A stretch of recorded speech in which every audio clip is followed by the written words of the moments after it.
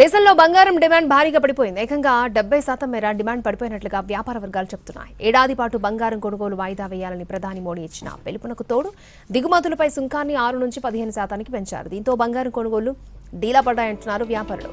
గత ఏడాది మే నెలలో 25 టన్నుల బంగారం డిమాండ్ ఉండగా ఈ నెలలో సుంకాలు పెంచిన తర్వాత అది 7.5 టన్నులకు పడిపోయిందని చెబుతున్నారు. ప్రస్తుతం పసిడిపై అన్ని రకాల పన్నులు కలిపి 9.18% నుంచి 18.45% చేరినట్లుగా వ్యాపారులు తెలిపారు. దీంతో కొందరు వినియోగదారులు తక్కువ క్యారెట్ల బంగారం కొనుగోలుకు మొగ్గు చూపుతున్నట్లుగా వ్యాపారులు చెబుతున్నారు.